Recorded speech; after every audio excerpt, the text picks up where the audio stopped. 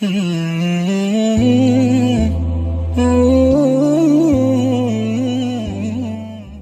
و درودی به پایان بهرتان پدران و مادران، برادران عزیز و گرام قدرم. قصه را آغاز میکنیم به نام خداوند پاک و بخشنده و مهربان نهایت با رحم. قصه واقعی و عبرت آموز. هشدار برای کسانی که به این گفته های استاد رودکی باور ندارند که میگوید انگشت مکن رنجه به در گفتن کس تا کس نکند رنجه به در گفتنت مشت.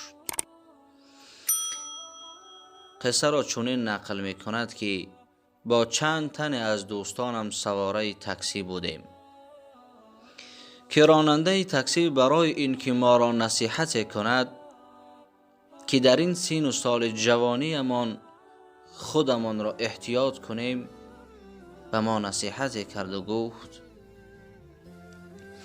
23 سال قبل وقتی که 18 سال داشتم در محله امان یک زن بیراهه زندگی میکرد که شوهر هم داشت.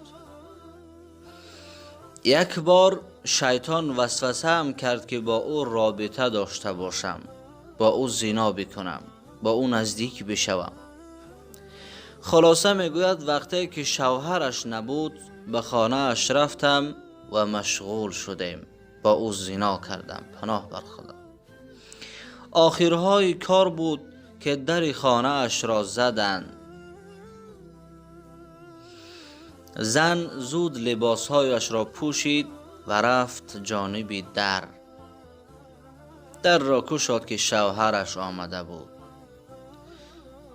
ببینید زنها چگونه هستند دوستان عزیز. بعضن زنها، نه همه‌شان.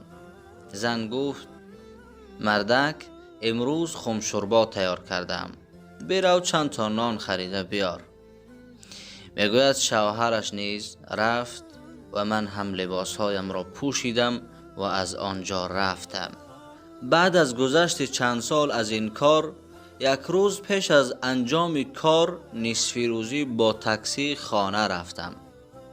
همین که در را تق تق کردم زنم آمد نزد در خانه و گفت مردک امروز خام شوربا تیار کردم، برو چند تا نان خریده بیار. چون این سخنانش عیناً مانند همان سخنان 33 سال پیش آن زن بیراهه بود.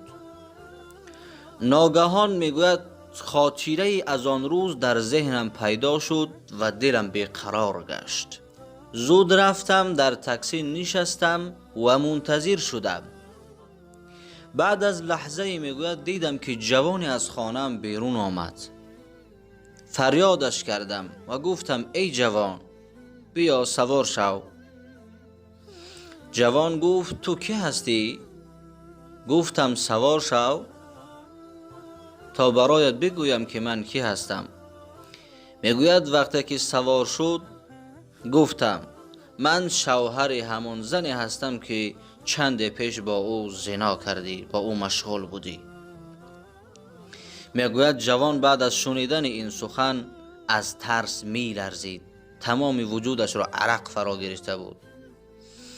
گفتم نه ترس ای جوان، با او چی کار بد نکردم.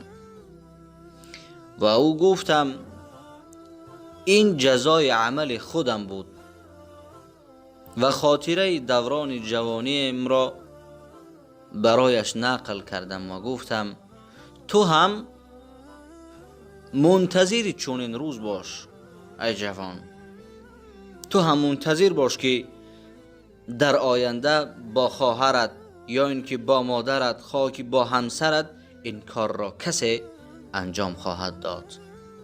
بعد از این واقعه میگوید البته زنم را طلاق دادم.